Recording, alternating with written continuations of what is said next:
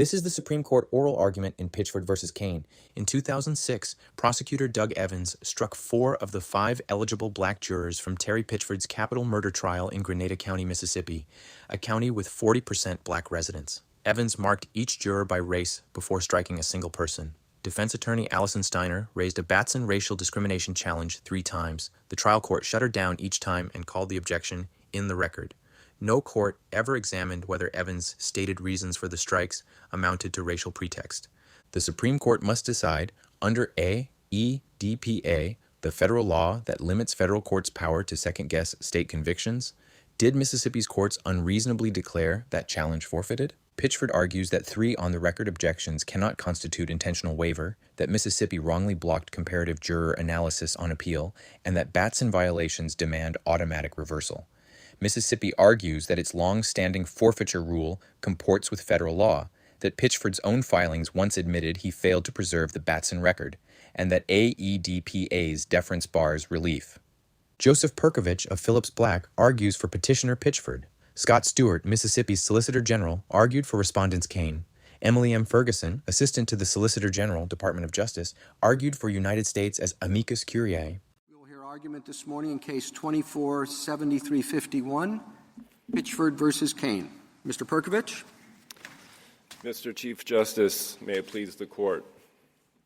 In the selection of Terry Pitchford's capital jury in 2006, the trial court grasped and conducted just 2 of Batson's 3 steps after the district attorney struck in succession 4 black citizens.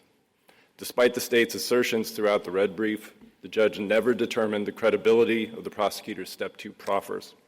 Had the judge done what Batson demands in Step 3, the court would have considered, from the voir dire that single February morning, the prosecutor's absence of questioning about the issues and the proffer's lack of record support and irrelevance to the case. What is more, proper credibility determinations would have concerned numerous extreme bad faith findings against this district attorney in 2 Mississippi Supreme Court capital reversals published in 2003 and 2000, which held this prosecutor had fabricated prior statements to impeach 4 witnesses who were black, and in closing argument espoused 14 discrete lies about the record. Instead of abiding Batson, Pitchford's trial court careened to opening arguments. When the defense strained to be heard before the jury's empanelment, both about Batson and a fair cross-section challenge, the judge assured her 3 times the Batson objections were preserved. Yet the Mississippi Supreme Court found that Pitchford's defense failed to rebut the proffers and thus waived argument, while deeming the merely race-neutral proffers as, quote, acceptable, a pale substitute for Batson's demands, and a sidestep of the trial court's failure to determine the credibility of the 4 strikes.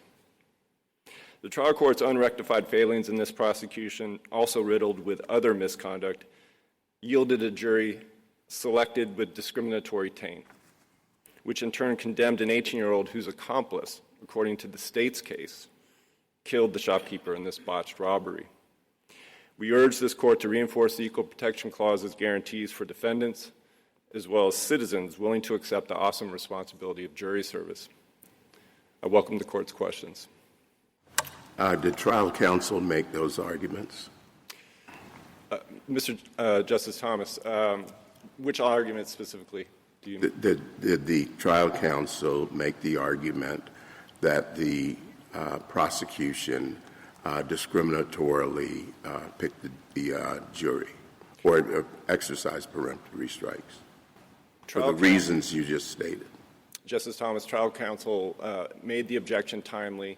What was the objection? It was a Batson objection. Okay. And did the trial counsel has the burden of demonstrating discrimination, right? Justice Thomas, that's correct. So did trial counsel do that? Justice Thomas, trial counsel attempted to engage that process, which entails 3 steps in burden shifting. Unfortunately, the 3rd step did not occur in this case, notwithstanding trial counsel's effort. What do you mean by that? It didn't occur. The judge decided that it was race neutral. Respectfully, Justice Thomas, yes, that's all the judge did. But did the trial counsel offer an argument or evidence that the reasons offered by the prosecutor were pretextual? Justice Thomas, as the veneer was being released from the court, trial counsel sought to be heard on Batson and a fair cross-section issue, and was told by the trial judge repeatedly that her record was preserved. But didn't trial counsel subsequently file an affidavit indicating that she did not raise these objections? Justice Thomas, yes, that's correct. 3 years after the decision that's before the court now, in state post-conviction, an affidavit supporting an ineffective assistance of post-conviction counsel or trial counsel was authored, which hews very closely to the decisions before the court. It just mirrors what was ruled by the state Supreme Court in 2010. What the transcript shows is that Ms. Steiner's what she said is at some point the defense is going to want to reserve both its Batson objection and a straight 14th Amendment racial discrimination. Was that objection raised later on?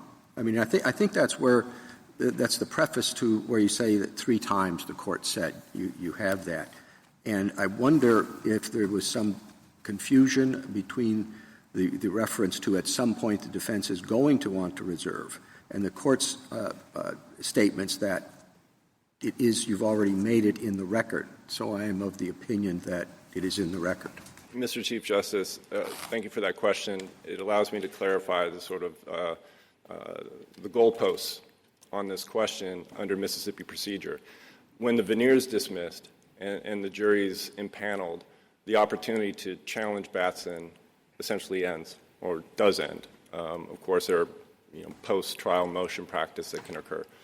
So the relevant time for this to be addressed, which the defense counsel was aware of, and that's why she strived to speak to that issue in a separate fair cross-section issue, when it was still relevant for the trial court's decision.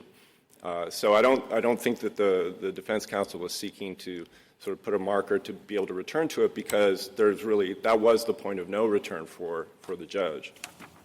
Well, but she did say at some point she's going to want to reserve. I just wonder if that's a source of some confusion for the judge, or what we're supposed to do with that potential. Well, Mr. Chief Justice, I think if you see sort of as the colloquy goes down the page, with, as you pointed to, it's clear in the record 3 times. Then the judge turns to reiterating his ruling, which again is merely a step 2 ruling as to race-neutral findings. And he says, so there is no Batson violation, drawing a line under the Batson colloquy at that point, and then shifting to the other issues, meaning that fair cross-section challenge I spoke of. Could we interpret at some point from the defense counsel as an indication that she was preparing or prepared to make the showing, and she was asking the court for the opportunity to do so?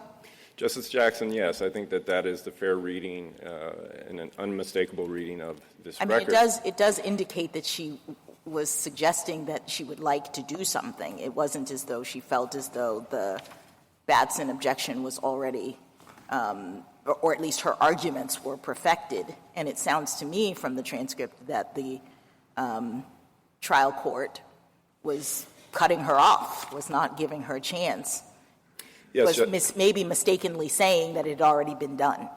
Yes, Justice Jackson, if I could pick up on that last point, I think the cold record here, and it is a cold record we're working with, of course, indicates that if you look at page 168 in the JA in terms of that initial colloquy when the Batson challenge is raised and then Miller L is invoked, the judge is sort of reflecting a disorientation to what the Batson inquiry holds, which is 3 steps. He is speaking to the race-neutral proffers that, correctly are the second step. But he's unclear whether this goes to all of the stricken veneer members or just the black stricken veneer members on 168. And so you fast forward to the proffers that are put forward by the prosecutor, and you see in rapid fire within a page the finding race neutral, race neutral, race neutral, race neutral. Let's return to striking the jury, and the court instructs the defense to continue the peremptory strikes. And so at the first moment where there is an opportunity to speak to this, defense counsel returns to the issue and seeks to be heard on it, and as noted, is told 3 times in a row, it's clear in the record, and then a reiteration of the ruling. After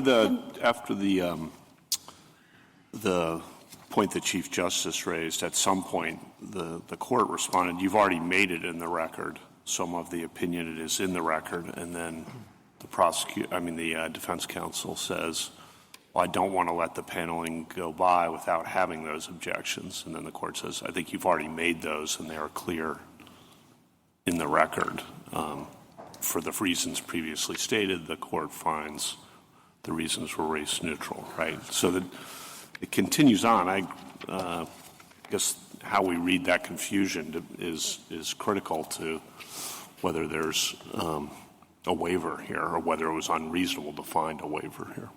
That's right, Justice Kavanaugh, and of course, that addresses the D2 considerations in the case, and there are legal implications as well in terms of the mishandling of this. But reading that record and determining whether this is a reasonable determination that this defense counsel on this transcript had forfeited or failed to rebut when her effort to be heard on the matter was clearly addressed. And so Counsel, in the post-trial motion that was made here, the jury was impaneled right after the exchange the chief made, so there was no time to make a record there. Yes. In the post-trial motion that was made by petitioner's counsel, I believe she did raise a Batson challenge, and she did raise the pretext argument directly, didn't she? Justice Sotomayor, that's right, and that's very salient because that is, on this record, the first opportunity meaningfully to speak to the pretext question and comparison issue, which once the judge decided to panel the jury, the only time really to raise it again was on post-trial motions. That's correct, Your Honor. And she did. She said the reasons were pretext, given I don't have the exact language, or maybe you have it memorized, but given the voir dire was similar, they gave answers similar to the general public, to the other people in the pool, correct? Yes, Justice Sotomayor, and that's drawing from questionnaire responses because there was no voir dire to speak of the stricken individuals here. Counsel, can I ask you how you think that the voir dire or the interchange, between counsel and the judge should have gone? One thing I find challenging in reading the transcript, it doesn't record pauses, right? It doesn't record seconds. And so if we had a transcript here where the judge said, sit down, counsel, I don't want to hear anything more from you, that would be a lot clearer, right? I mean, but we're in D2, so, the state's getting a lot of deference here. What do you think the judge should have done?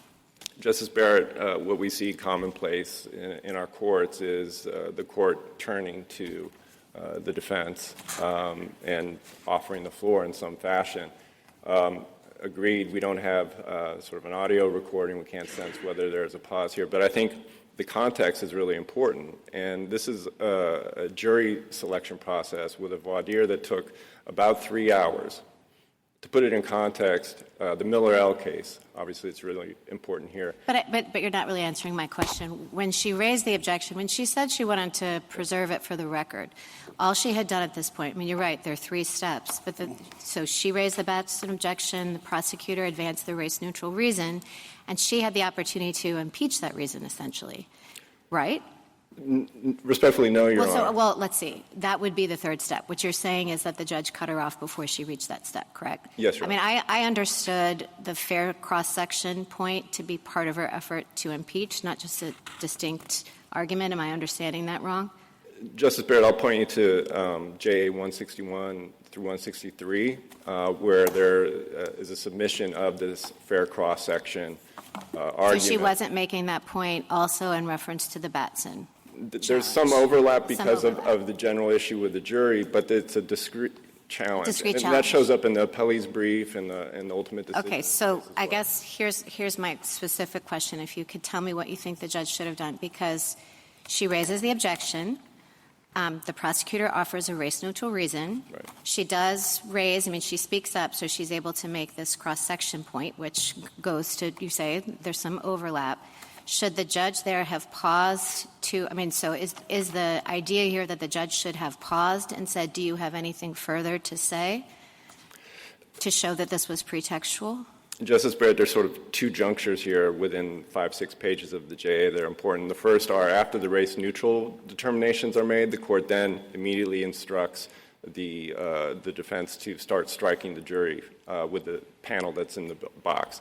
So after that's done and before the veneer is dismissed, or as the veneer is dismissed, the defense attorney returns to the issue and seeks. But did the defense attorney have an obligation to speak up, even at that other point, and at the first point you're describing, and say, this is why? Usually we expect lawyers to assert their points, to assert their objections. So I'm just wondering, does the judge have an obligation to stop and elicit a response, or is it the defense counsel's burden to, because the defendant bears the burden of proving the Batson challenge, right? Yes, Justice Barrett. In a situation where you have 4 strikes that are being addressed in succession, and the court elects to deal with the step 2 all in a row, it would be reasonable and certainly kind of the only way to encounter what's transpiring in that back and forth between the prosecutor and the judge to expect that step 3 will occur after that. But did defense counsel have an obligation to raise the point? The court has an obligation to conduct step 3 in the first place. The burden of persuasion remains with the defense counsel throughout all this, but it also coexists with a parallel duty that the trial court has to make its determination. And critically, so are you returning to the argument which was addressed? The Fifth Circuit got to this point that you're saying that the trial court made no determination about whether there was a Batson finding? Yes, Justice Barrett, that's what this record reflects. Yeah.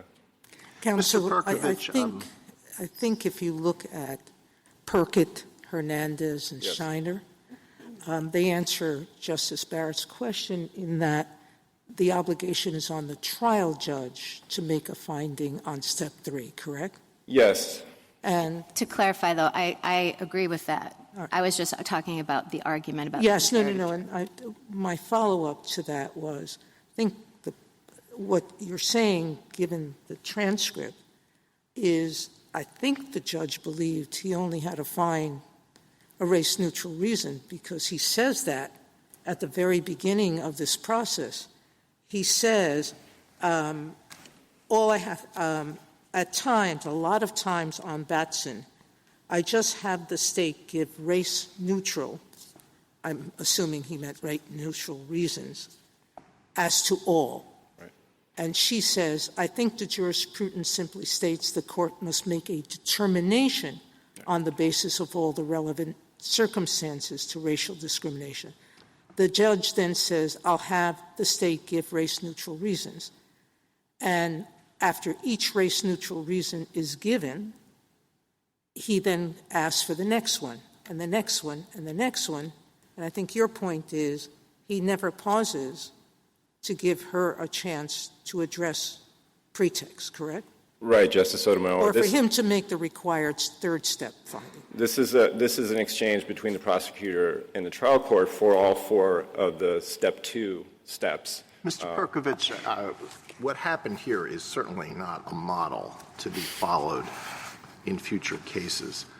But I wonder if you would agree that in interpreting this transcript, we can take into account the way defense counsel generally behave in a situation like this.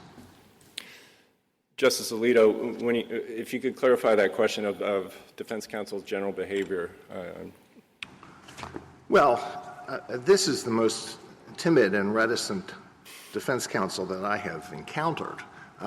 Any competent defense attorney that I knew would have spoken up. Let's take this, example. This is on 169, juror number 30, the prosecutor is called upon to give his race-neutral reasons. He says she has mental problems, according to a police captain. They've had numerous calls to her house and said she obviously has mental problems. And then the court says that would be race neutral as to that juror, and nothing is said. I mean, with respect to all of these jurors, all the defense counsel I have known would be standing up and say, Your Honor, that's a pretext, and so forth and so on, to make clear that the point is driven across to the trial judge. I don't understand what happened here, unless, well, anyway, I don't understand it. Well, Justice Alito, I think the fact that this is sort of a two-person conversation very clearly from the record, and that these strikes were clustered, reflected what was going on in that courtroom with the judge just addressing the steps in succession. I think the reasonable expectation is that defense was going to be heard, and that third step just did not happen. Rather, the court instructed her to strike her panel, and she returned to this once there was that opportunity that we've already discussed. Yeah, but I know, trial lawyers have to have a certain amount of toughness, and she had every opportunity. And the judge didn't handle this the way it should have been handled. Yes. The judge should have said, okay, that's your reason. Defense counsel, what do you have to say, if anything? That's what should have been done, but really, she had every opportunity to make her point, and she didn't. It's not a case where the judge said, shut up, sit down, I'm going to hold you in contempt if you say anything more. Justice Alito didn't get to that kind of pitch, certainly. However, the way this rush process occurred throughout the whole morning, culminating in the strikes, as I was starting to answer Justice Barrett, in context, the Miller L. voir dire took 5 weeks with a veneer that was 108 people as opposed to 96.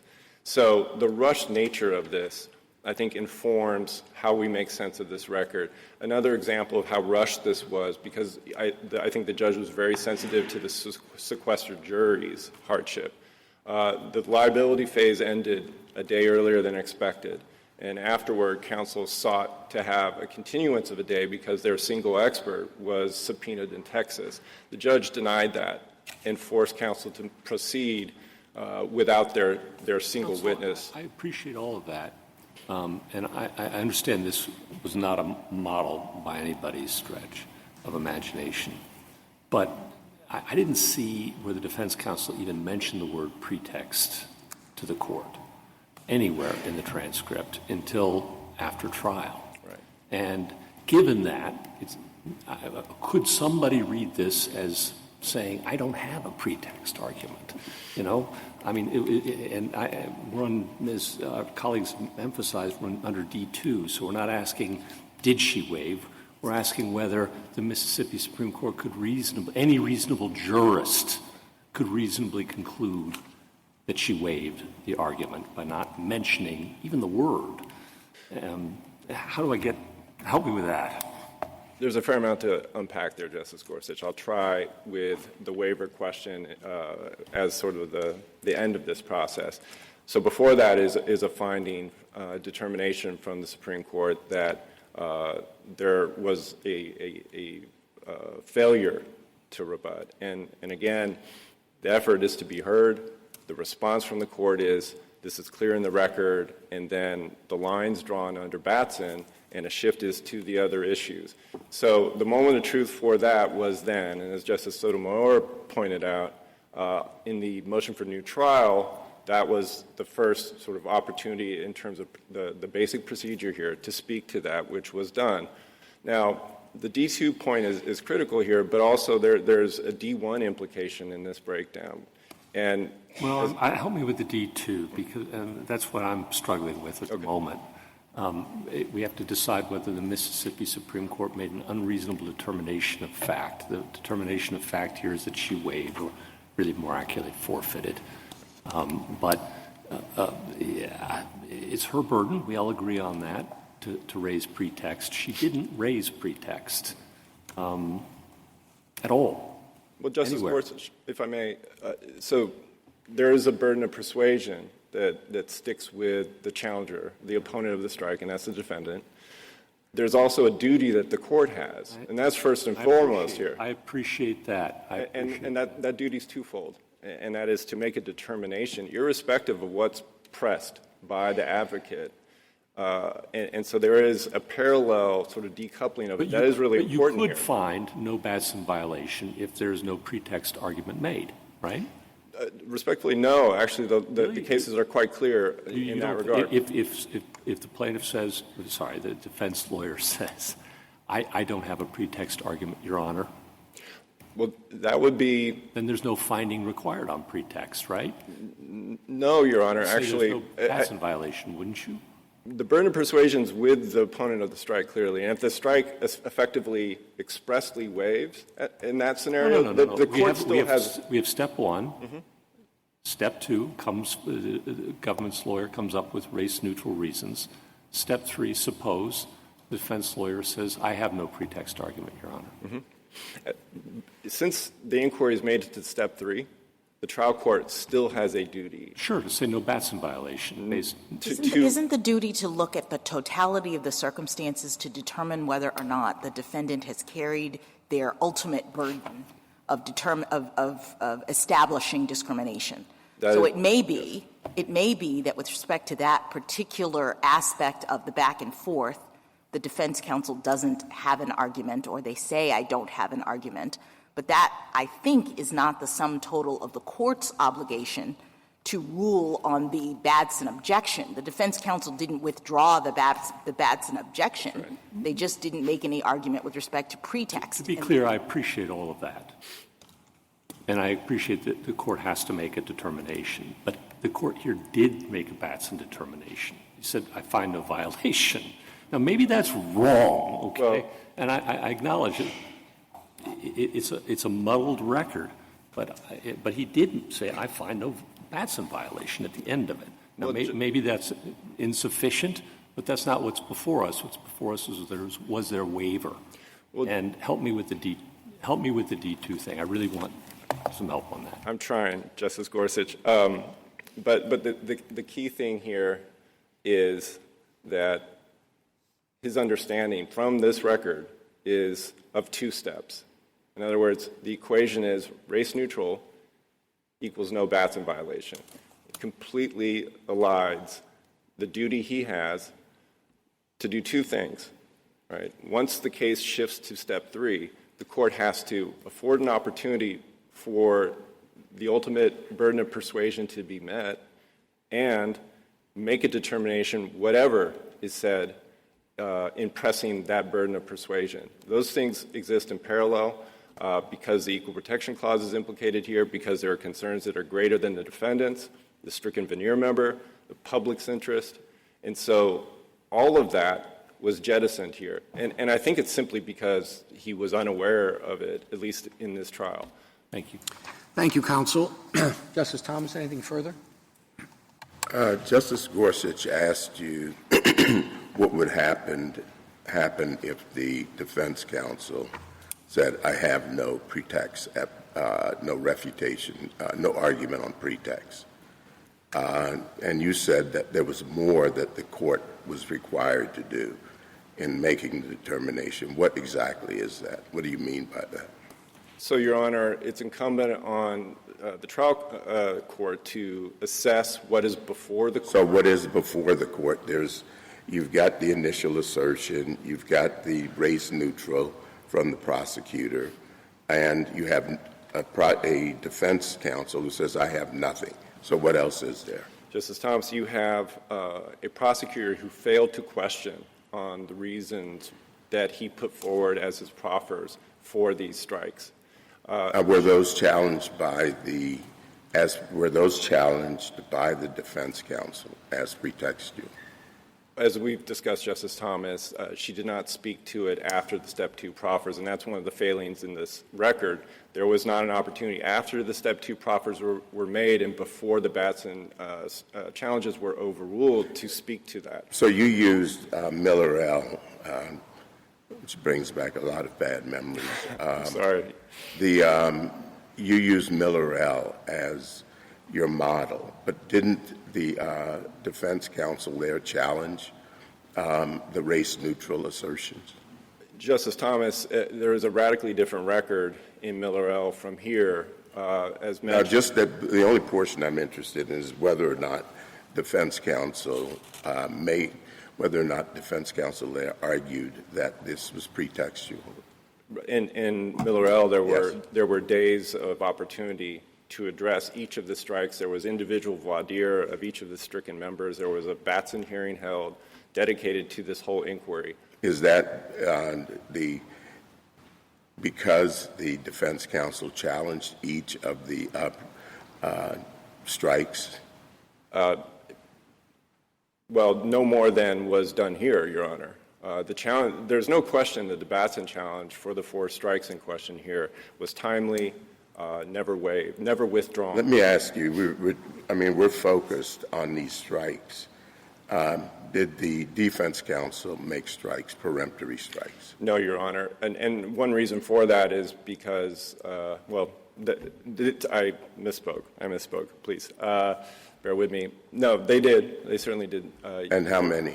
I believe it was 11. And what were the races of those who were stricken? I believe they were white, and you have to also realize that the veneer was white for the balance of the strikes that they exercised. So there was no other. And how many were stricken by the prosecutor?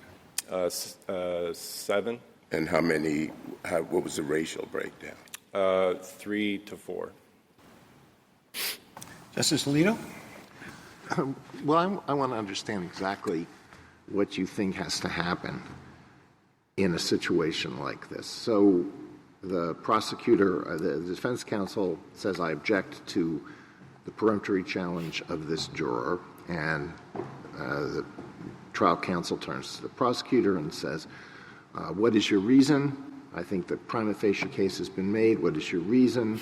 The prosecutor provides a reason that's race neutral and is a reason that almost every prosecutor would find is a good reason for peremptorily striking a juror, such as here, one of the jurors, he has a brother that has been convicted of manslaughter. And considering that this is a murder case, I don't want anyone on the jury that has relatives convicted of similar offenses. So it seems legitimate on its face. Now, maybe it's not, and so then the trial judge turns to defense counsel and says, defense counsel, anything to say? And defense counsel says, nothing to say. Now, what about there? Is that, and then the judge goes on. Is that a Batson violation? Justice Alito, in that hypothetical where the court actually turns and solicits input, that would probably be a waiver on that scenario. What I want to point to with respect to the proffers and family members listed in the questionnaires as implicated in the criminal legal system, the important thing to keep in mind here is that if that was a sincere concern, it would strongly suggest there would be questioning about that, because not only are the various stricken veneer members implicated in that, but others. I understand all that. Did defense counsel have the opportunity to question these witnesses? These jurors? Yes, Your Honor. Voir dire. So the defense counsel could say, well, look, he's been very, he's happy to have these white jurors who have similar records. Then the judge has to make a finding. But if the defense counsel doesn't say anything, Justice Alito, what is the judge supposed to do? Justice Alito, my response to your last question was there was questioning during the group voir dire. There was no questioning at that point after the proffers were made. And again, very legitimate concern in principle, implications in the criminal legal system. However, if that's a sincere concern, there's going to be questioning about it. And I think if we look at Miller-El, there's a classic example of why, and that is with the field strike. In Miller-El, well, you have somebody. I understand, but your argument is that even in the example that I gave you, where the judge says, "Defense counsel, do you have anything to say about this?" and defense counsel says, "No, nothing to say," that is not, that there could still be a violation. No, I'm conceding that, Your Honor. The question is, how do we interpret this record? Suppose that the judge doesn't actually say that, which the judge should, but suppose defense counsel, as Justice Barrett was hypothesizing, could happen in some case. Defense counsel would, and nothing is said, or there's a pause, and nothing is said, then what? Well, if there's a pause and nothing is said, then that's a different record from what we have. To return to the sort of these legitimate seeming race-neutral reasons, again, the disinterest in questioning on any of the reasons that are offered there has been repeatedly recognized by this court as denoting a sham. In fact, that's language in Miller L. and Snyder as well. And so, it's not that that's not in principle, legitimate reason. It's that it's not explored, because often when it is explored, what comes to light in that process is that the family member really has no connection to the situation, and it's not disquieting for the prosecution, and they wouldn't use it as a reason. Of course, yeah, but that all is triggered by defense counsel standing up and saying, Your Honor, I object. That's a pretext.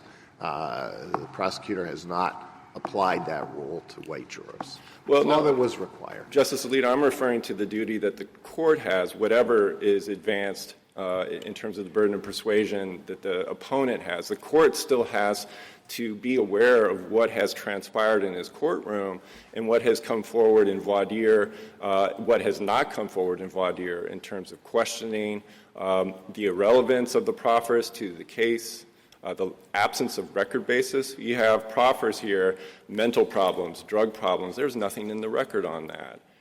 And so the court just takes that on face value, and that's not the job. The job is to consider all the circumstances and to discredit proffers that are put forward without a basis in the record. None of that happened. Since the prosecutor says, I'm striking this juror because she has mental problems, and the defense counsel says nothing in response, the trial judge has to say, well, wait a minute, you're just telling me the police captain says that she has mental problems. They've been to her house many times. We have to have the police captain come in here. Even though the defense counsel hasn't said one word, we have to have the police captain come here and question, or the officers who made the visits to the house. Is that what you're saying? Justice Alito, those officers were in the courtroom under subpoena first. So, and again, I return to the fact that— I'm just trying to understand. I don't want to prolong this. I'm just trying to understand what you think had to happen here. And your first answer was, if defense counsel says nothing, this is my understanding of your first answer, if the defense counsel says nothing to say, Your Honor, the judge can simply say, okay, fine. I find that it's not a racially based challenge. Justice Alito, as I've been trying to advance, there still is this duty for the court to consider all the circumstances bearing on racial animosity in this record and to make an assessment, whatever is advanced here. And obviously our cardinal sort of point here is that on this record, you have a defense counsel seeking to be heard on this, and the response from the court is, your case is in the record, okay, and I'm going to reiterate my ruling. I understand that. Okay. Justice Sotomayor? Going back to that point, what's clear from the record here is as soon as he exercises a challenge against the woman with mental problems, the prosecutor then says the next juror, juror number 3, she was juror number 2, and the court interrupts and says that would be a race-neutral, again, reason as to that juror, meaning the mental juror. And the prosecutor immediately goes to S3. So there's no pause there. None. No pause between the 4 jurors and the race-neutral reasons. So there's no chance for the defense attorney to say anything, correct? That's right. Now, you get to juror number 4, the same pattern. Juror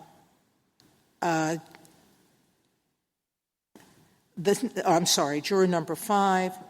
And then he gets to the last juror that's being discussed and race-neutral reasons, and immediately says to her, you have to start with jury selection. That's right.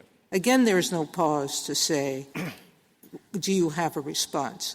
When you're saying to Justice Alito that defense counsel should have asked questions of the jurors, she was never given an opportunity, you're saying, because the prosecutor never did any voir dire of these jurors.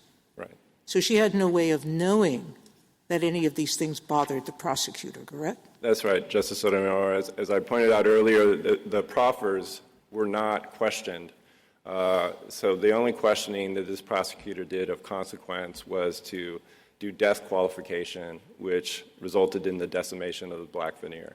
So you have a concentration of questioning, JA 95 to 104, where in rapid succession he's questioning, I think, 37 different veneer members, 28 of them black, to elicit responses that lead to cause strikes. That's the level of questioning that's going on in this record. There's essentially no individual voir dire at all. There are 6 individuals who are questioned near the end of voir dire, and it transpires on a single page. So defense counsel can't be faulted for not knowing what the prosecutor was worried about. Exactly. And asking questions. Now, going to the question that at no point did the justice say, did the judge here say, I'm doing step 3 in any way, that these were not pretexts or that I find them to be both race neutral and not race based, correct? That's correct. Now, that's your prong 1. And Justice Gorsuch asked, I think, was asking you whether the judge made an implicit finding. Mm-hmm. The only place I find that potentially is where he says, for the reasons previously stated, first the court finds there to be all the reasons were race neutral as to members that were struck by the district attorney's office, and so the court finds there to be no Batson violation. That's not an implicit finding on step 3, because he's still relying simply on the race neutrality, correct? Yes, Justice Sotomayor. So there's not even an implicit Batson finding under step 3. Yes, I don't see how you can read that and take away the suggestion of anything more than a determination of race neutrality. And as I've tried to emphasize, there is a very big difference between race neutral and credible, and that court has to make a credibility finding, no matter what else happens in that courtroom. Justice Kagan? Justice Gorsuch? Justice Kavanaugh?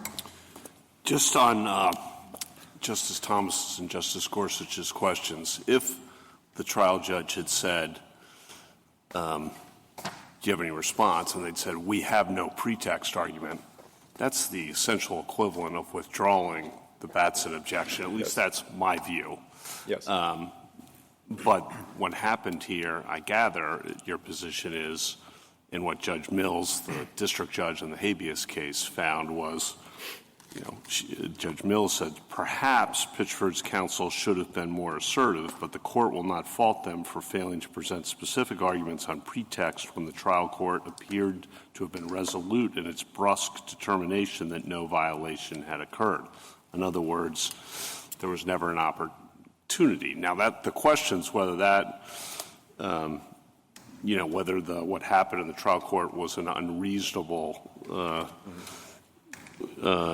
whether it's unreasonable to find waiver, I guess, or how you analyze the trial record. But the point is not that the trial counsel said, I have no pretext argument, correct? Would you distinguish those two things? Yes, Justice Kavanaugh. So what we have is trial counsel seeking to be heard, right, before it's too late.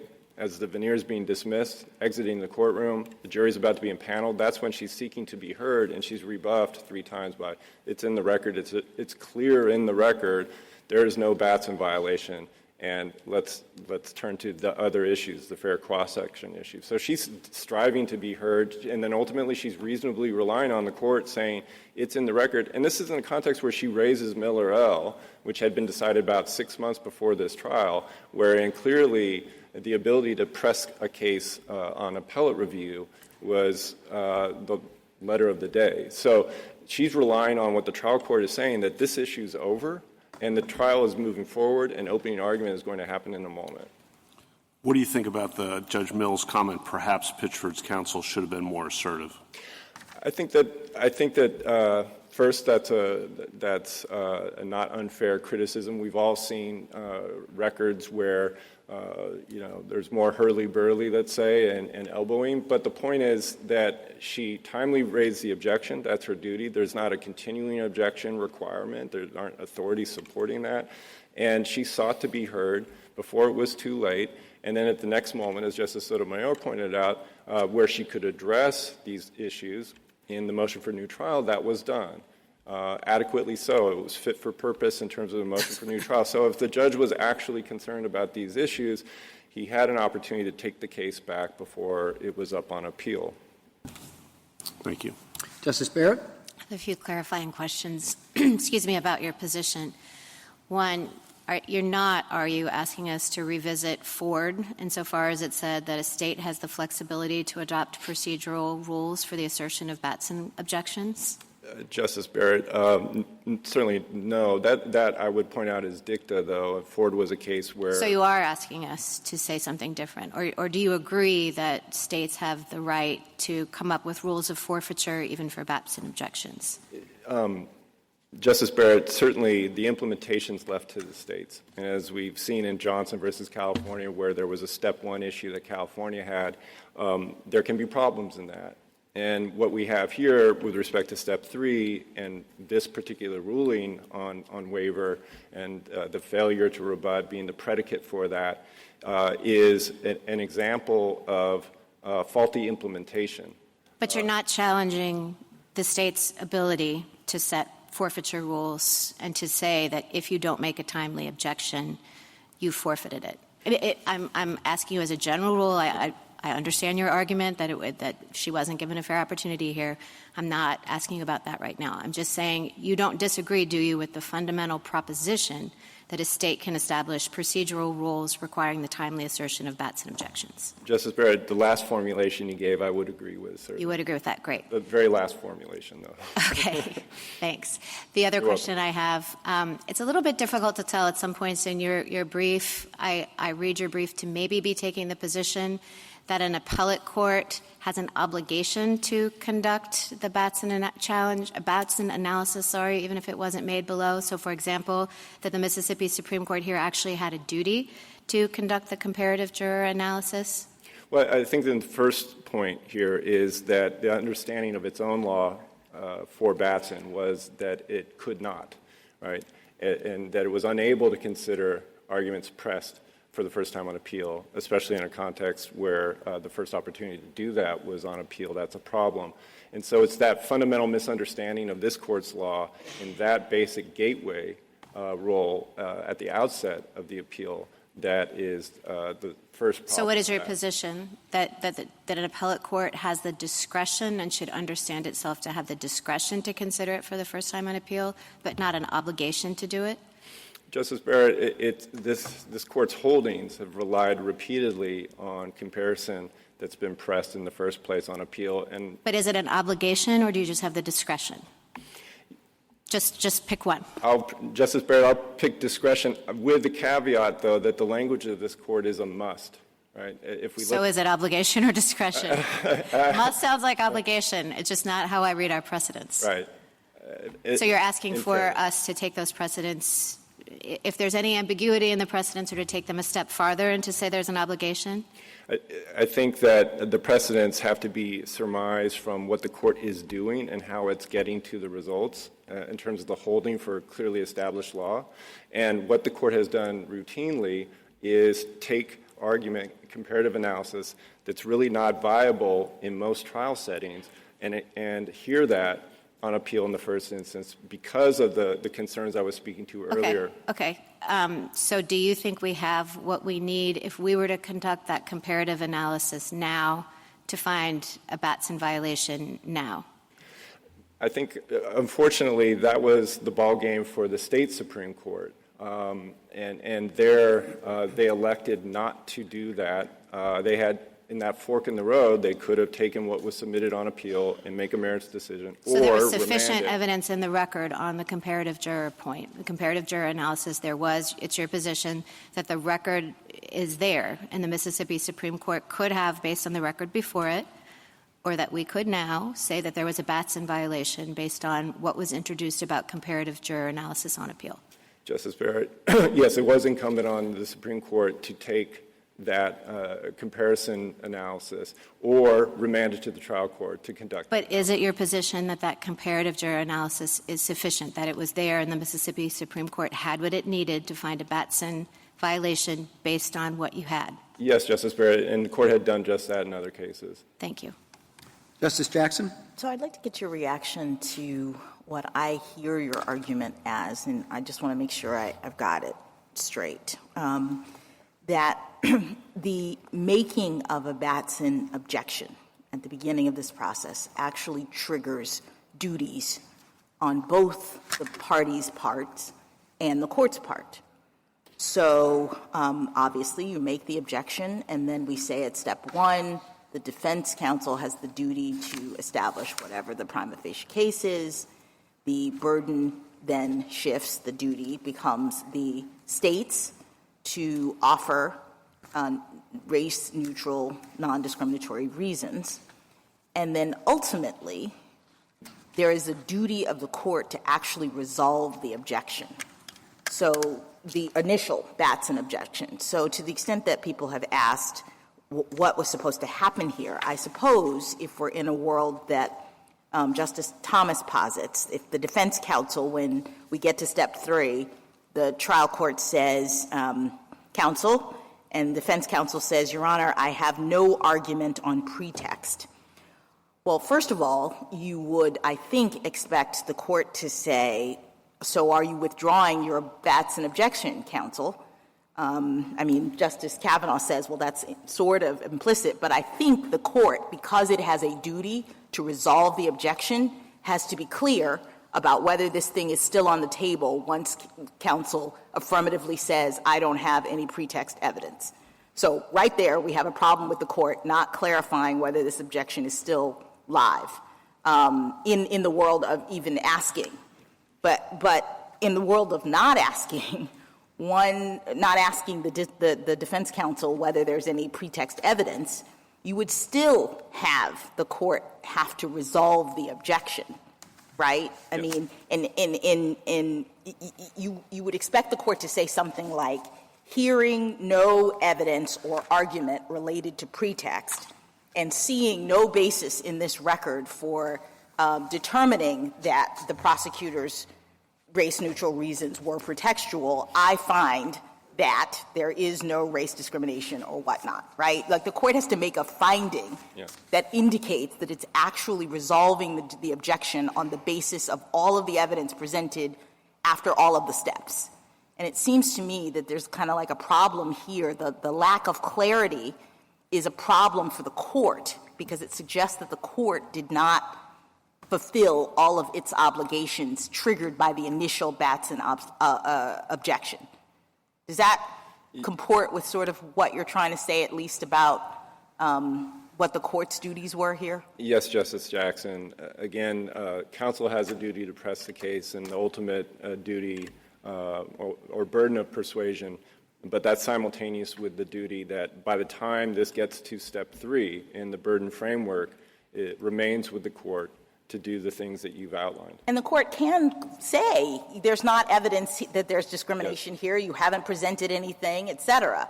But here we have a court that's seeming to keep the defendant from making her presentation. So I don't understand how the court could have fulfilled its obligation to look at all the evidence if it has prevented essentially one party from presenting. Let me just ask you another final question. I see this also as possibly a very short opinion. When we look at what Mississippi's Supreme Court said, it would go something like Pitchford's trial counsel made a Batson objection and re-raised it multiple times. Each time, the trial judge reassured her that it was preserved. Nevertheless, Mississippi Supreme Court said it was waived. That's unreasonable. The end. What would be wrong with that? Not anything I can think of. I mean, we could say more because with respect to D2, obviously, there is a breakdown in that fact determination that becomes a waiver under the Mississippi rule. With respect to D1, another way to look at this is a case that I don't think this court has seen where it just sort of falls off the ledge at step 2. And so that's a D1 failing categorically. There's just an absence of that step being taken for the reasons you've outlined. Thank you. Thank you, counsel.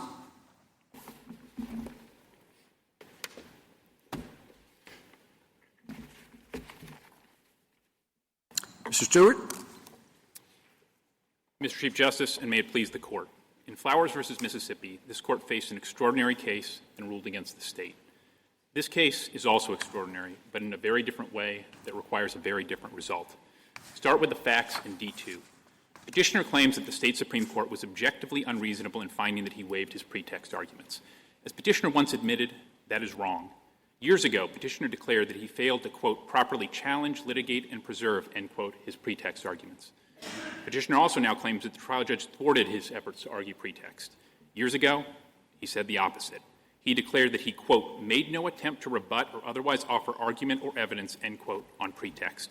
In short, Petitioner once declared that the facts are X. He now declares that it is objectively unreasonable to find that the facts are X. That is extraordinary. Now take the law. In Ford v. Georgia, this court ruled that lower courts can adopt timely preservation rules to implement Batson. Many courts have done that and adopted a waiver rule like the one applied here. Petitioner ignores Ford v. Georgia. He never cites it once. And he asks this court to declare that a rule adopted by most federal courts of appeals is not just wrong, but objectively unreasonable. That is extraordinary. Petitioner also claims that the state trial judge failed to conduct step 3 of Batson. That was the core of his presentation this morning. That defies what the trial judge said, and it once again defies what Petitioner has said. Years ago, Petitioner agreed that the trial judge conducted step 3. On direct appeal, he declared in his reply brief that the judge, quote, made a final ruling of non-discrimination. That is step 3. That is page 484 of the joint appendix. He then ties that in a footnote to the same pages we cite here for that finding.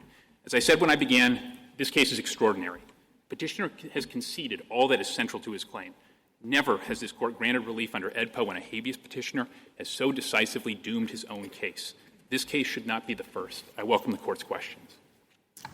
But counsel is arguing that notwithstanding what the defense counsel failed to do, the judge had a more active or more robust role to play. What's your reaction to that? No case of this court says that. No holding of this court clearly establishes that, Justice Thomas. What this court's cases say is that step 3 of Batson, the trial judge, if it reaches that stage, must make a finding on purposeful discrimination, whether the defendant has carried his burden. The judge did that here. The counsel also argues, or at least uses, Miller L. as a model.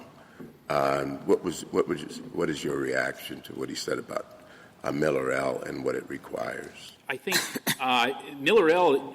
requires really no more than on federal habeas review, state courts cannot make factual rulings that are objectively unreasonable. That's all Miller L. decided. It didn't reach the validity of a state procedural rule. It didn't rely or cite or overrule or even touch Ford versus Georgia.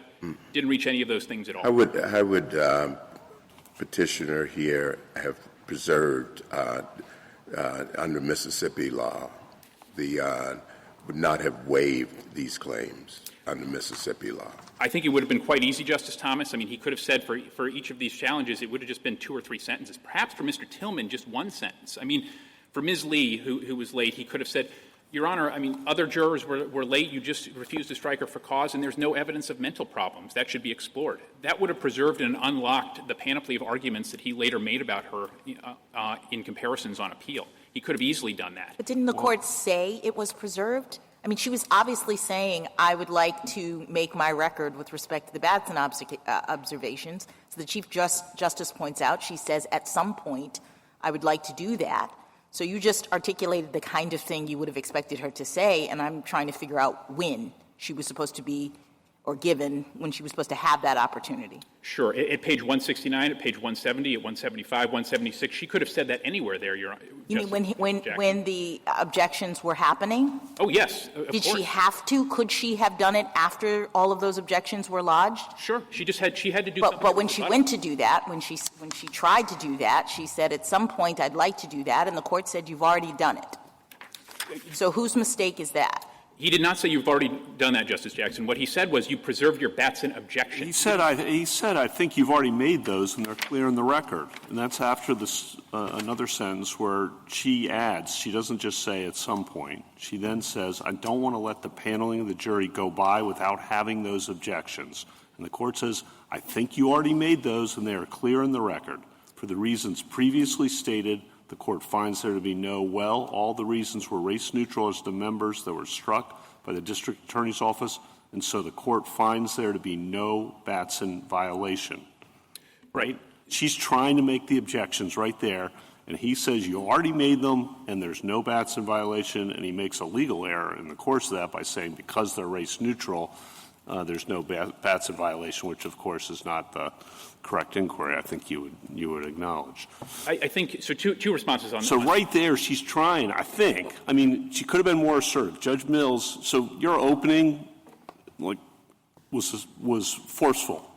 Judge Mills is a very experienced district judge. He'd been a former Mississippi Supreme Court justice. He knows what he's doing.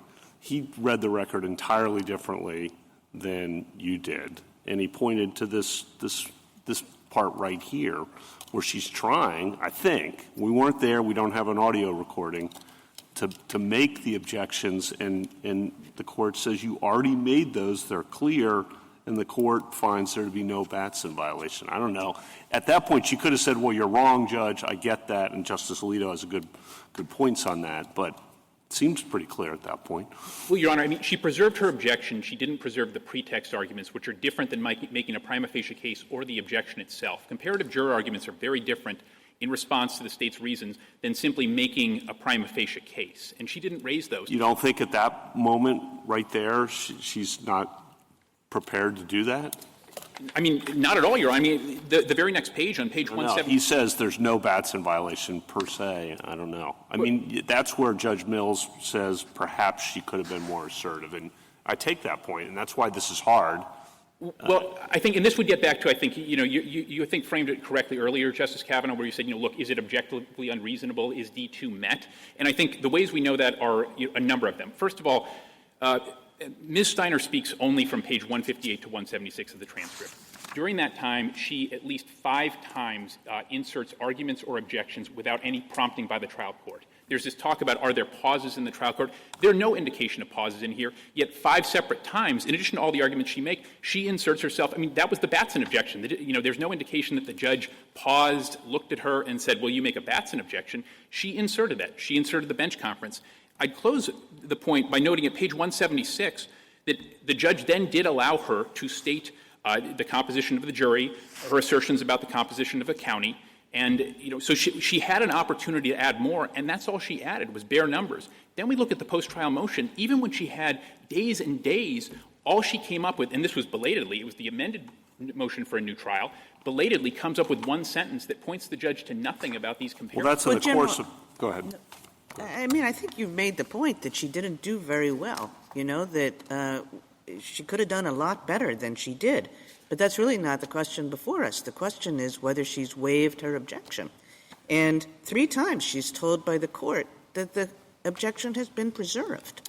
So you're right, General. She should have said a lot more stuff. She should have been more assertive. But the only question before us is did she waive her objection when 3 times she's told by the court, your objection is in the record. I hear you. And this is critical, Justice Kagan.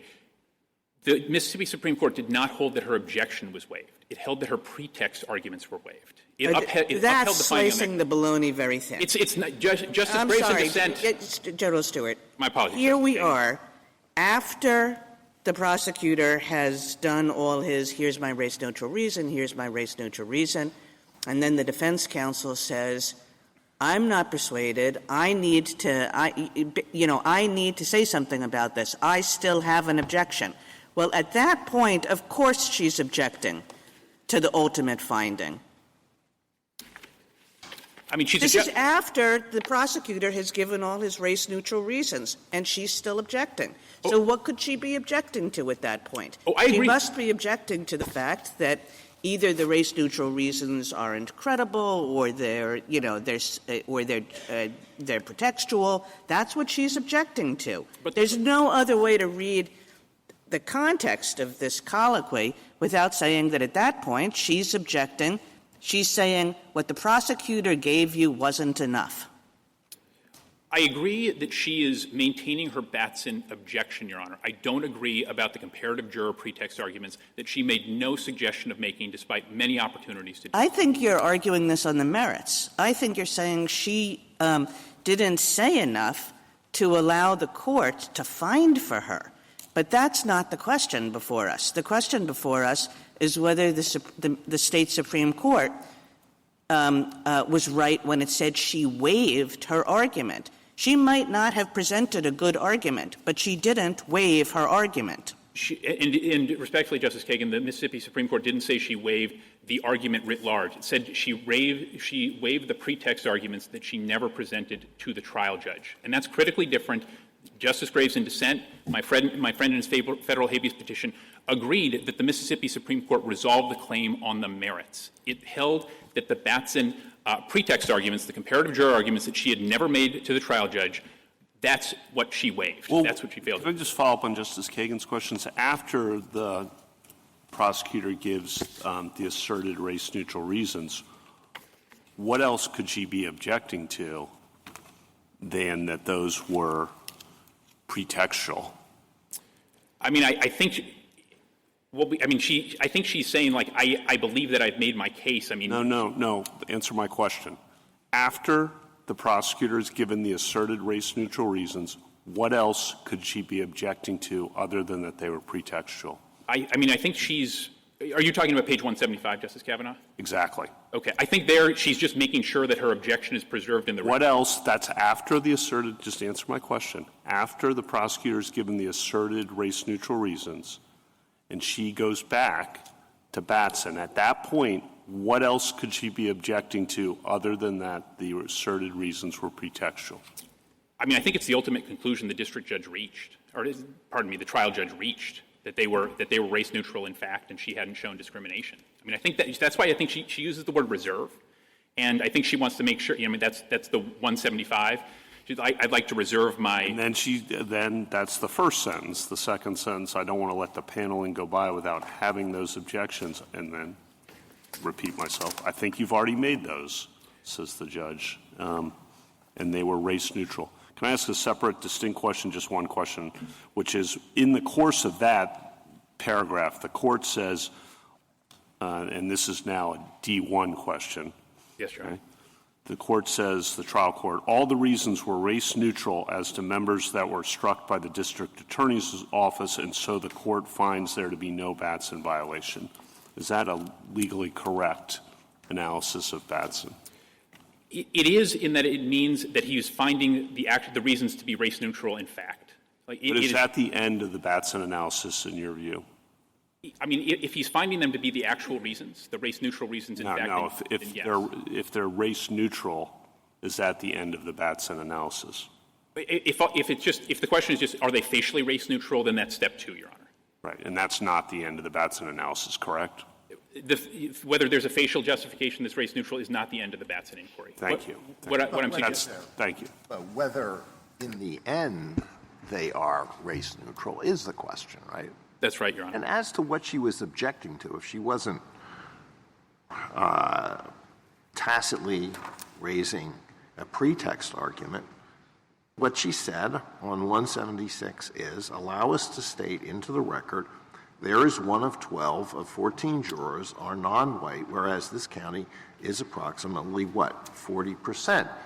What she's saying is that the racial makeup of the jury that was selected was so starkly different from the racial makeup of the county that that would be sufficient to find that there were Batson violations.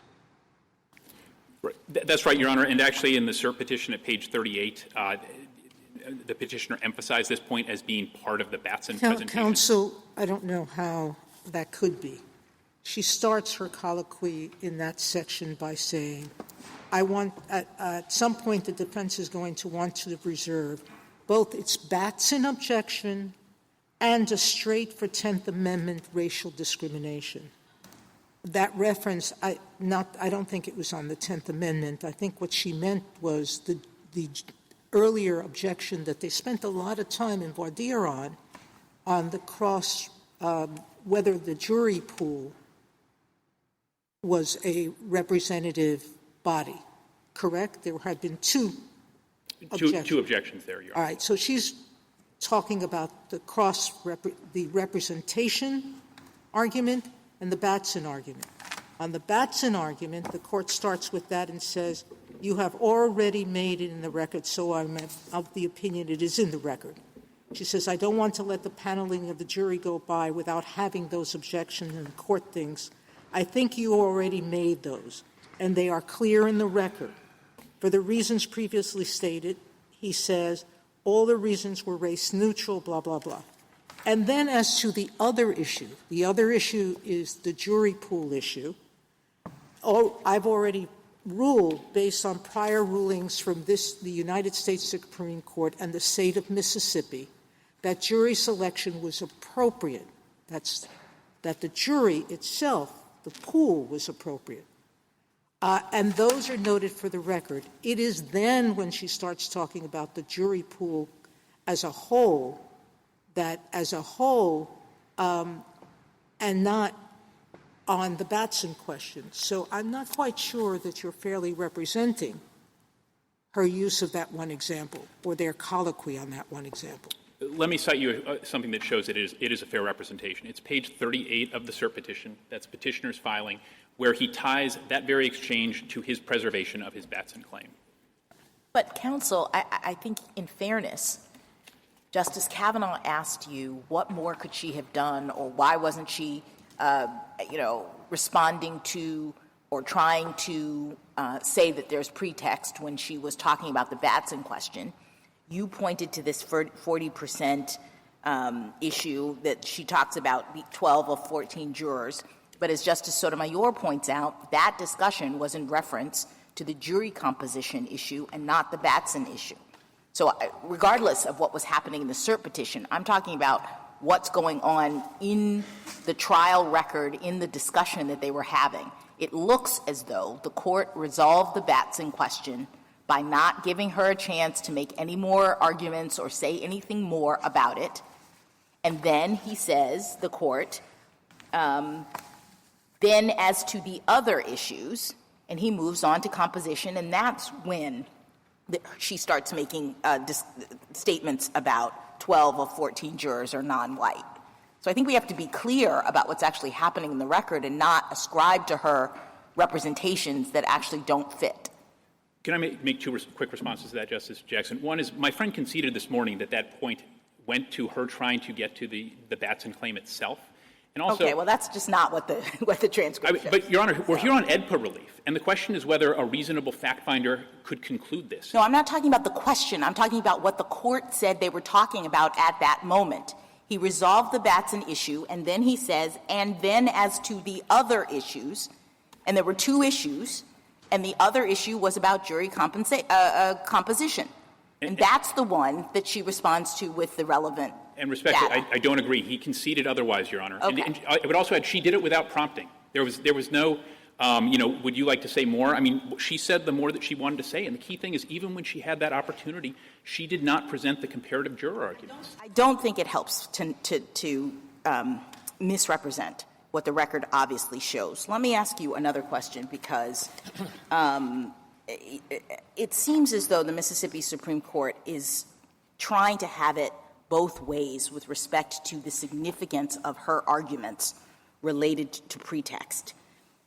Is it your position that that her argument was so central that the failure to present it waives any obligation of the court to rule on whether the reasons that the state has given are race neutral and therefore there's no Batson violation here? Because she didn't say anything about it, or as you interpret the record, that alleviates the court of any obligation to say. That's one thing that I think the Mississippi court is saying.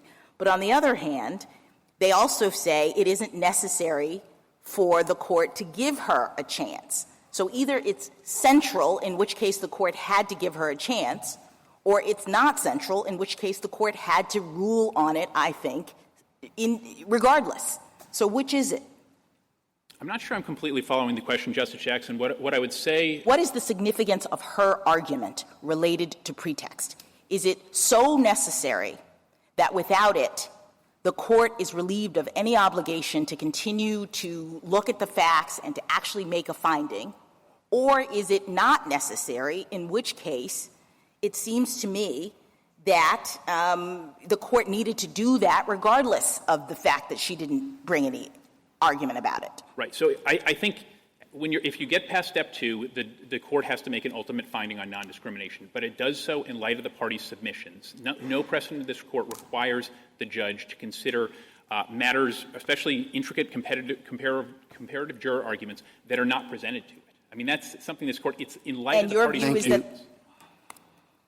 Justice Jackson. I just wanted to— and your view is that if the court has to do its obligation in light of the parties' evidence, the court does not have the obligation to turn to her and say, what is your evidence about this? The court doesn't have to solicit the evidence from this party or give her an opportunity to present it.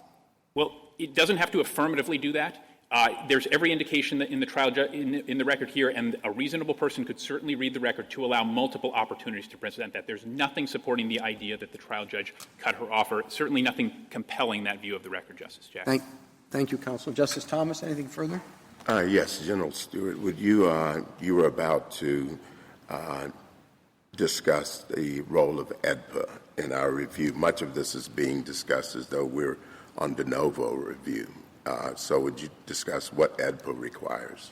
Sure, Your Honor. I think we've been very focused on the D2 piece, so I'll lead with that. But there have been various discussions about, could the record be read this way? Are there pauses that allowed her to step in? Did the trial judge actually turn to her and give her this opportunity? I heard lack of clarity. All those things mean that the petitioner can't be granted relief under D2. The record has to compel a finding that the trial judge failed on some factual matter, and it just cannot possibly compel that finding. As I've emphasized, Petitioner himself took a very different view of the record, and he now says the view that he took is objectively unreasonable. And I think that goes for the legal matters too, Your Honor. There has to be something objectively unreasonable here, and the record can be read certainly either of two ways. That would be enough on clear error review, Anderson versus Bessemer City. It's certainly enough for the state under AEDPA. Thank you, Your Honor. Justice Alito? Justice Sotomayor? You seem to be suggesting that the only way that we could overturn the Mississippi or honor AEDPA is if the district court had said to her, sit down, counsel, you made your Batson challenge, period. Anything short of that, they couldn't err in finding a non-waiver, a waiver. Given the entirety of this record, there's no well, other reason. No. I'm saying your argument seems to be that only if the trial court said, counsel, sit down, Batson's been preserved. I don't want to hear anymore. That's the only way that on AEDPA review we could say Mississippi made an unreasonable determination of fact. Again, given this record, that you would Where need something have we like ever that. said that a waiver has to be that explicit? Don't we infer it from evidence? Well, even if that were true, Justice Sotomayor, this gets back to what even if it's true, AEDPA, an unreasonable doesn't mean that all interpretations of a record are correct. I'd like you to point me to one part of this record, one word by the court that says, do you have something more on race neutrality?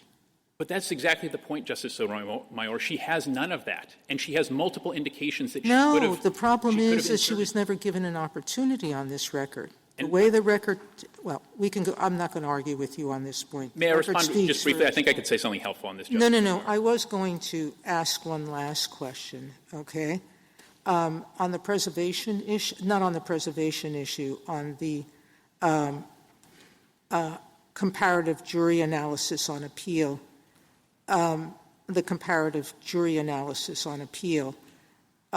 in in answer to Justice Barrett's question, appellate courts can do their own comparative juror analysis, even if not preserved below, correct? They can. That's what happened in Miller, L., and Schneider.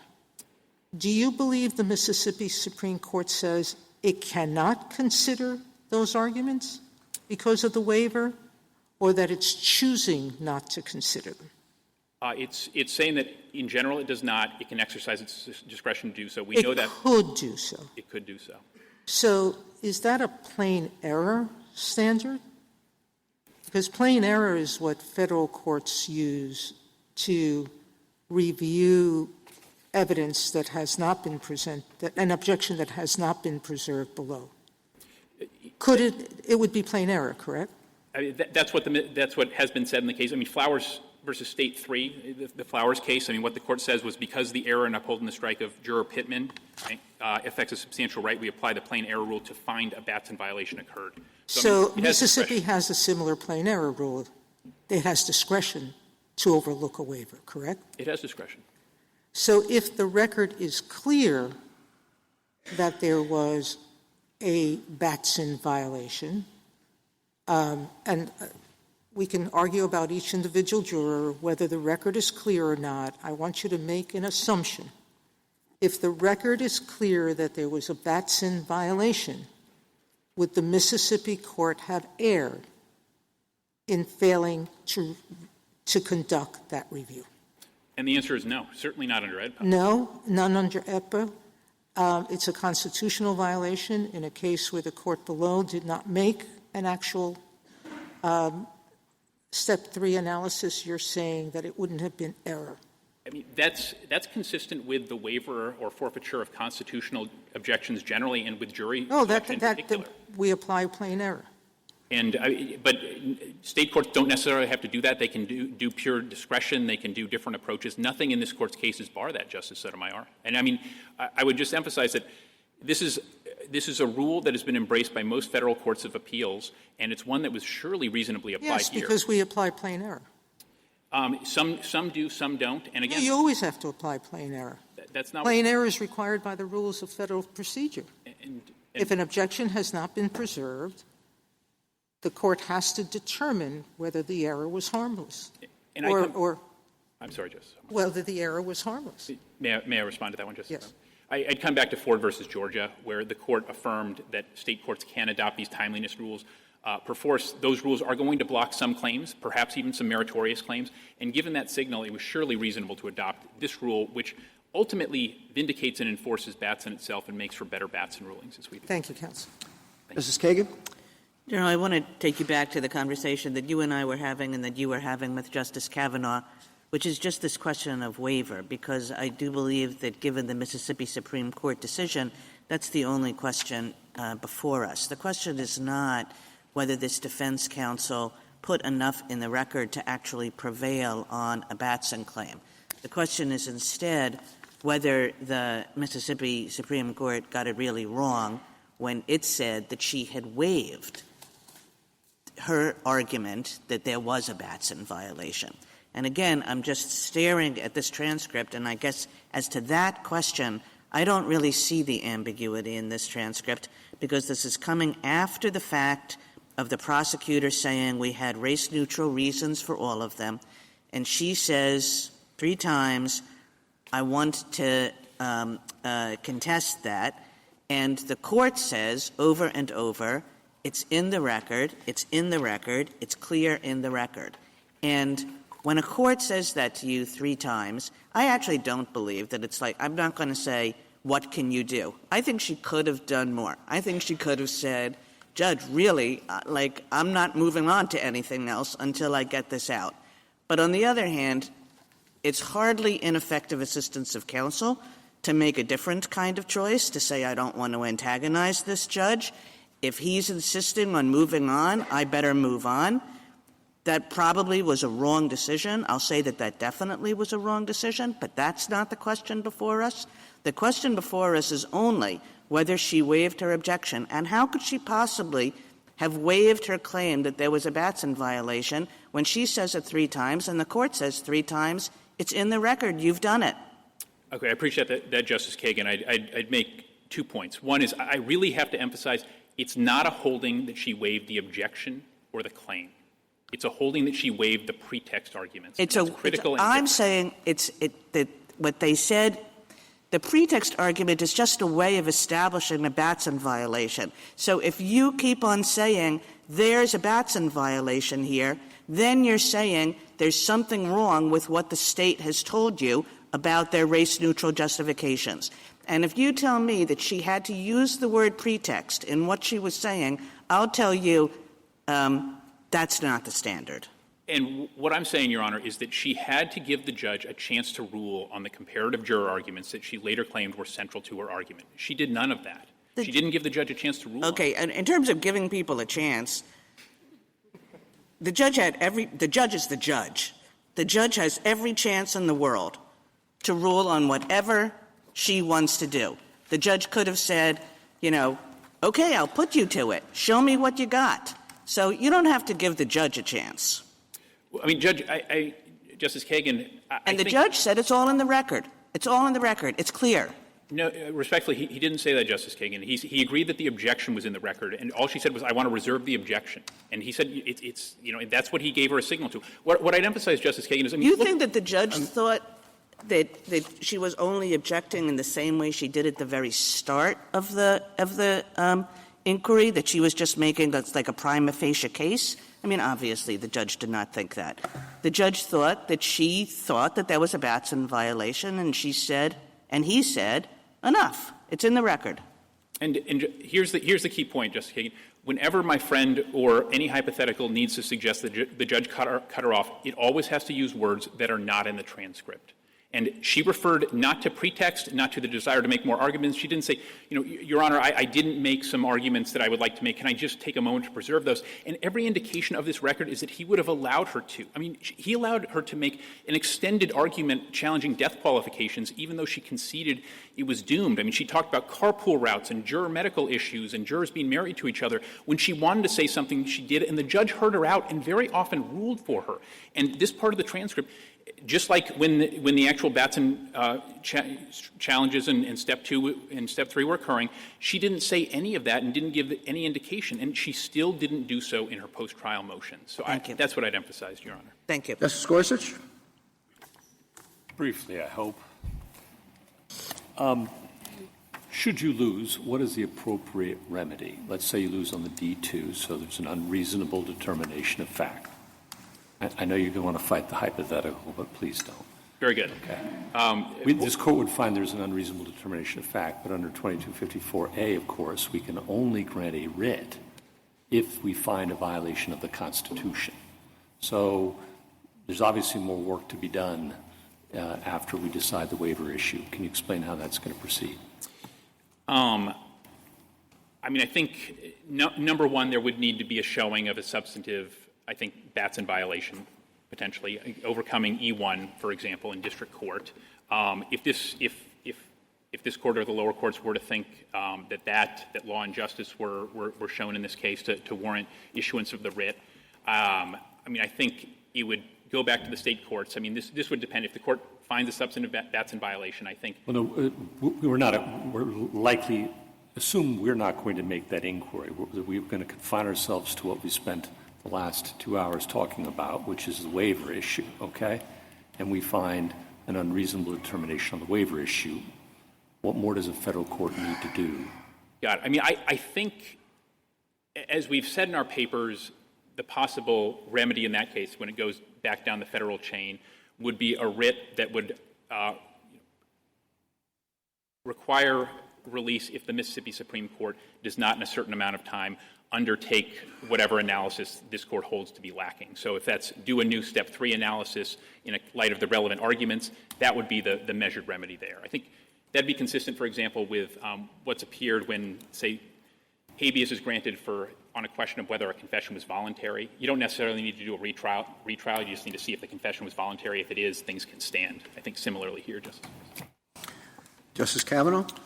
A couple things. First, I agree with you that the court does not need to do anything if at the point in the transcript we've been focused on, defense counsel had said, I withdraw my Batson objection, or having heard the asserted reasons, I have nothing on pretext. So I agree with you in that situation, but that's obviously, as we've explored, not what looks like it happened here.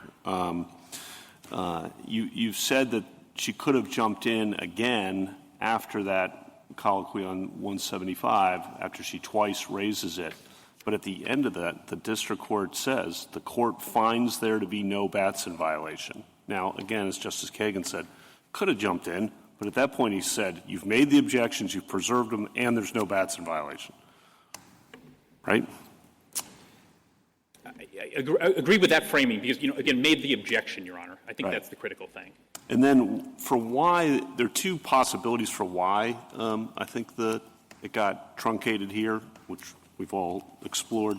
One is that the trial judge had a misunderstanding of what Batson required, didn't understand the third step, and that's in that sentence that I read before. Well, all the reasons were race neutral as to members, and so there's no Batson violation.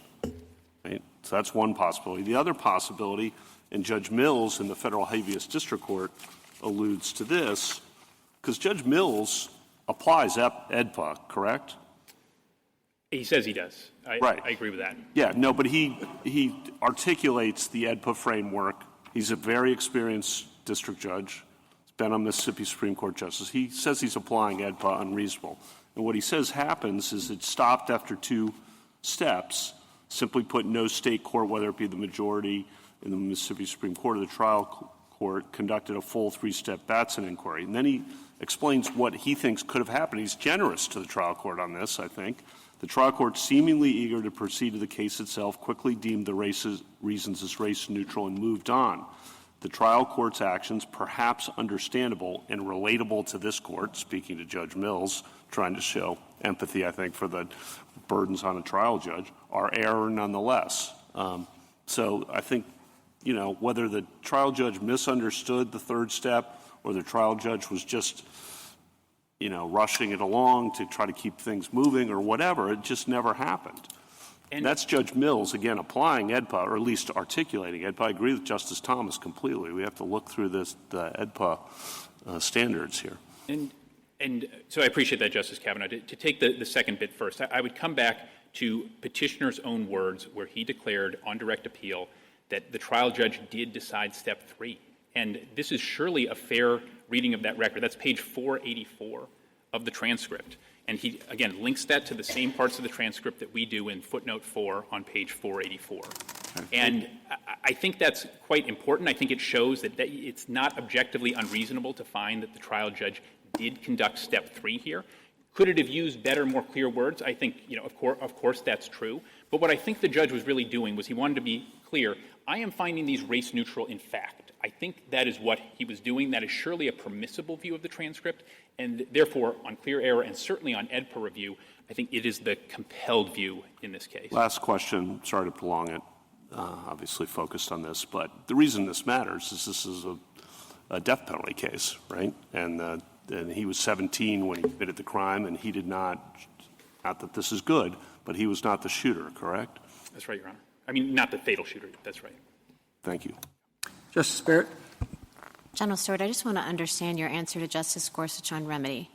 So if we think that the Mississippi Supreme Court was wrong on the forfeiture/waiver point, I don't understand how it gets back. You said something about it you said this in your brief, something about it getting back to the Mississippi courts. Wouldn't the remedy be that we send it back down below for then the federal courts to analyze whether there was a Batson violation based on the comparative juror evidence? I just don't see the route of bouncing back. It's not direct review. Well, I guess what so it would not be, we didn't suggest remand to state court straight from this court, certainly, Your Honor. I think we're responding to the suggestion that the writ should issue here at all. I mean, my friend has maintained that the writ should flat out issue ordering release or retrial. And our view is that if a federal district court is issuing the writ here, the most it can do is an order that would correct the actual violation, which by hypothesis here is not conducting a full Step 3 analysis. And that could be something that is resolved by the state courts and would eliminate the constitutional So you're saying the district court shouldn't, if we sent it back down, I agree, we did not grant cert on the Batson question, so that's not for us to decide. But if we sent it back down, you don't think that the district court, or frankly, the Fifth Circuit, I mean, he said that the court has what it needs in the record to look at the comparative juror analysis. Why couldn't the federal courts make the Batson determination themselves? I think that would also be an option. I mean, I think if you sent it back down to the Fifth Circuit and said, hey, look, you were wrong to find waiver, I mean, I think it would have everything it needs in the Fifth Circuit to just flat out rule on the Batson violation. As we said, you obviously know the merits of our position, Your Honor, on that one. Of course. Okay, thank you. Thank you, Your Honor. Justice Jackson, anything further? Thank you, counsel. Thank you, Your Honor.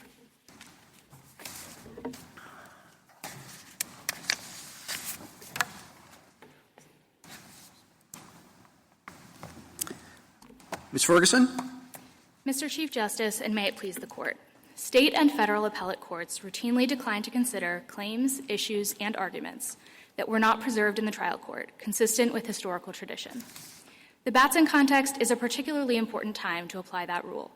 Whether a Batson violation has occurred is fundamentally a question of fact. Requiring parties to preserve their arguments that a prosecutor's stated reason is pretextual ensures that trial courts can consider all of the relevant information as they make the factual determination whether discrimination has occurred. And it allows prosecutors to explain their strikes and decisions not to strike when the reasons are top of mind. Justice is better served when these questions are aired before the jury is sworn, when any errors can be fixed, rather than through a cold record on appeal. The Mississippi Supreme Court did not unreasonably apply federal law or unreasonably determine the facts when it determined that Petitioner failed to preserve his Batson pretext arguments in the trial court. This court should affirm. I welcome the court's questions. Well, Ms. Ferguson, would Petitioner have preserved this argument, the Batson arguments, if he had been in federal court? No, Petitioner would not have, I think, preserved the arguments. The federal courts would apply plain error and consider those arguments under that standard. What do you do with the points we've been talking about on page 175, where the defense seems to be looking down the road for something that's going to happen, said at some point I'm going to want to reserve these questions. And the judge does say, you've already made those, they're clear on the record. In other words, his response, the judge's response to I'd like to reserve them is that you have. Well, Mr. Chief Justice, I think that was likely a demonstration by defense counsel that she wanted to say more, and she, in fact, did say more. And so that I'd like to respond to something that was of significant discussion during the state's argument, which is that reference on JA 176 to the statistics. And the fair cross-section requirement applies to the veneer, not to the selected jury. So when the defense counsel is referring to the number of black jurors who are on the selected jury, not on the veneer, that necessarily is an argument in support of the Batson claim and shouldn't be an argument in support of the fair cross-section claim because she's talking about the selected jury. And so I think the suggestion that that was only about the fair cross-section claim and not about the Batson claim just doesn't make a ton of sense. And I think it shows that she was, in fact, given the opportunity to raise additional Batson arguments, and she chose not to raise any argument as to jurors. You're saying when she said at some point I'm going to want to reserve this, that was the half page of the record later? I do think that that's when she took the opportunity. And she could have said, if I may, Your Honor, I have additional arguments to make. She didn't do that either before she said I'm going to want to make or after she said I'm going to want to make. In the federal courts, they already have plain error review, and counsel for the state tells us that the state also has the discretion to consider a plain error, correct? That's right, Your Honor. All right. So if the juror comparison is clear from the record that there was a Batson error, that could be reviewed and should be reviewed by the Mississippi court, no? Well, I think 2 points on that. One is, just the existence of an error being plain is not sufficient to make mandatory plain error review. And so under state law, the state court had discretion to consider that argument or not, depending on the other prongs. If a Step 3 analysis was never done by the court, how could it not be an abuse of discretion to fail to have done it by someone? It's a judicial obligation to do a Step 3. It is a judicial obligation for the court to engage in Step 3, but I don't think it's an accurate depiction of the record to say that the trial court here did not make a Step 3 finding. I know we're going back and forth on that point. And I'd add one more response on that. Counsel. Oh, go ahead. I'd add one more response on that as to the existence of a Step 3 finding here, and that's in this court's decision in Perkovich. The court said that the state court had found at Step 3 that the prosecutor was not motivated by discriminatory intent. And the way the court describes the facts in that case is that the state trial court, without explanation, overruled respondent's objection and impaneled the jury. So I think that's very similar to what happened here. And the court found that there was, in fact, a Step 3 finding, even though there was no explicit, I find the prosecutor's stated reasons to be credible. How could there be a Step 3 finding if usually that's evaluating whether the race-neutral reason is the true reason or whether instead it was pretext? If there has been no argument that it's been pretext, how could there be a Step 3 analysis? That's point one. And then point two, Judge Mills, who evaluated this, the federal habeas court, flat out said multiple times it ended at Step 2.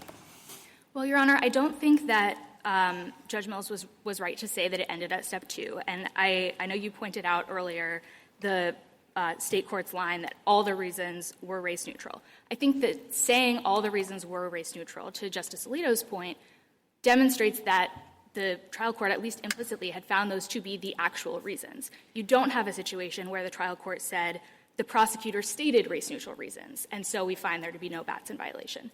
That would look like a state court that was misunderstanding what Batson requires at Step 3. If the state court said that only stating race-neutral reasons was sufficient. But here you had the state court say all of the reasons were race-neutral. And I think that's enough, particularly given what this court found in Perkovich, to show that there was an implicit credibility finding there. What about the court saying all of the reasons were race-neutral, and so the court finds that there to be no Batson violation? Justice Jackson, I think the answer is the same, and that's because, again, if the reasons are race-neutral, that implies that those are the actual reasons, and that's distinct from saying the prosecutor has stated. But isn't that collapsing 2 and 3? I mean, 2 is race-neutral reasons, 3 is are they pretextual, and we've said you aren't supposed to collapse those two. So your argument just did so by saying if you have 2, then you've satisfied 3. Justice Jackson, no, I don't think that that's our. You didn't just say that if they're race-neutral, then that means they are the real reasons?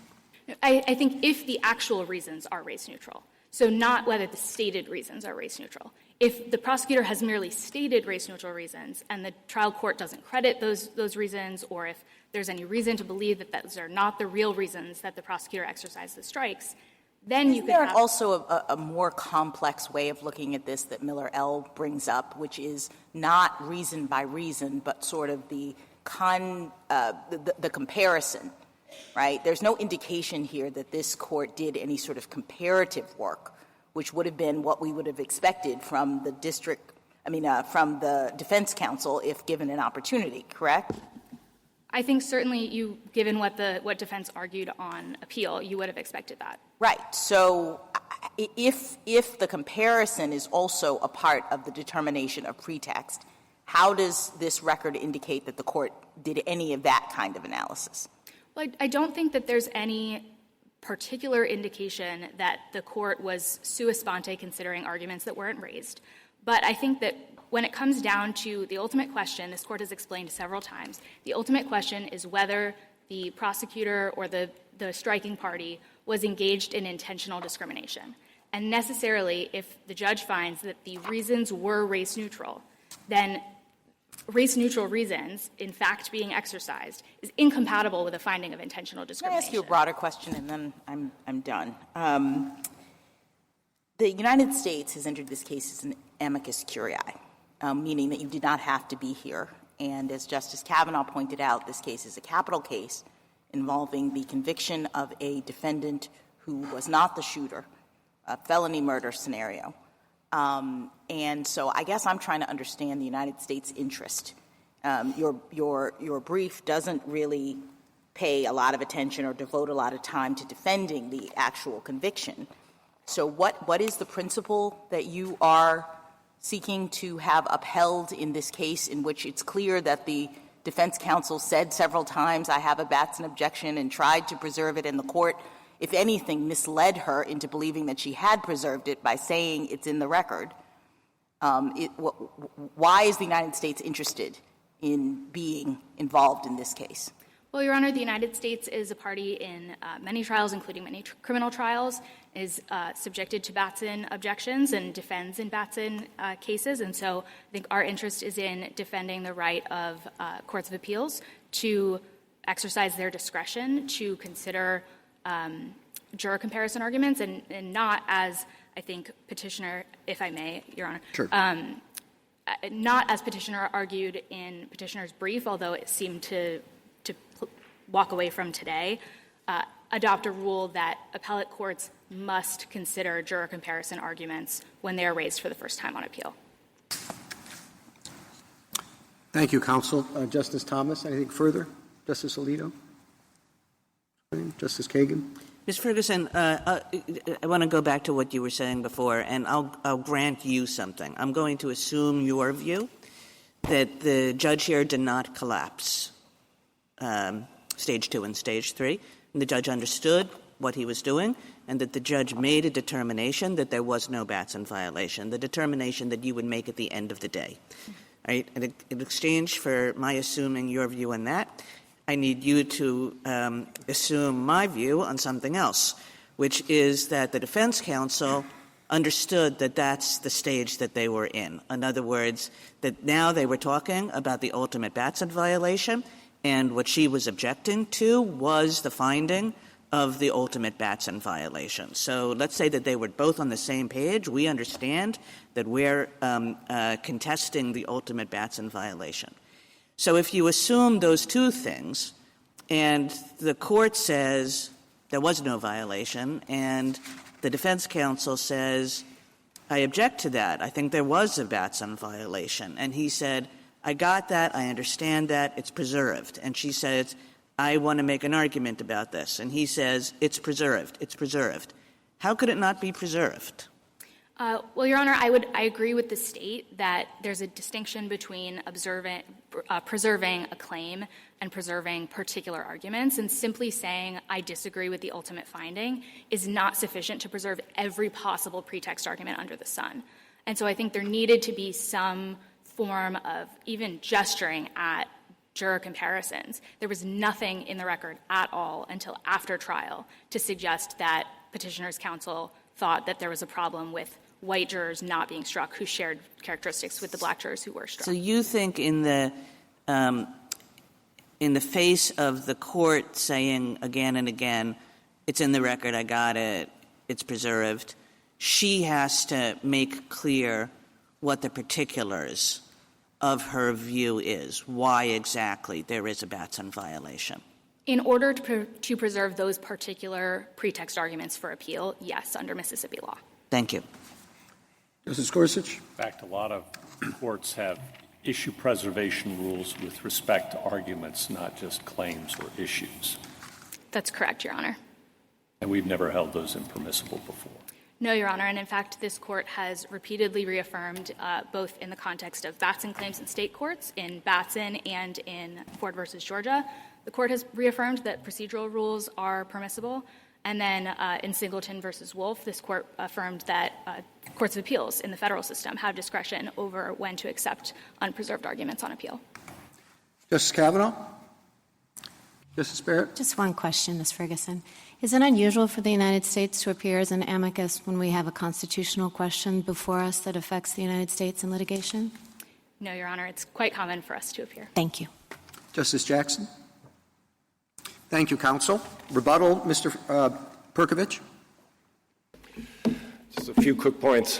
First, I want to address the issue with may not in the Woodward case that constrained on direct review the inquiry. And that's simply the point. At that gateway issue, there was an understanding that they clearly may, and this court has done so routinely. So that's our fundamental point on that. With respect to the procedural rules that Ford versus Georgia endorse as a basic principle, we have no qualm with that. That is a timely objection rule. Of course, that's not applicable here. And with respect to a waiver rule and forfeiture, however it's framed, the problem is that it's not implementing Batson in Step 3. It's obstructing Batson in Step 3. And that's the work that's occurring in this case and the problem with that rule. With respect to the conflation of race-neutral findings and Step 3, there is a very big step between determining something's race-neutral and determining it is credible. And that's where the work of the court, at a minimum, the trial judge, is required. Whatever is being pressed by the opponent of the strike for the reasons I pointed to and are spoken to forcefully in Powers with regard to the other stakeholders and the broader stakes for our society with regard to the Equal Protection Clause in this context. With regard to remedy, Batson, of course, ushered in a prohibition of the discriminatory use of strikes in a way that improved upon Swain and provided a specific framework. And so when that framework breaks down, as it did here, that's a structural error. And so this has to return to its prior posture, in much the way the last time this court found a D2 violation in Miller L., which is to the district court and for a judgment entered for the petitioner. Thank you, counsel. The case is submitted.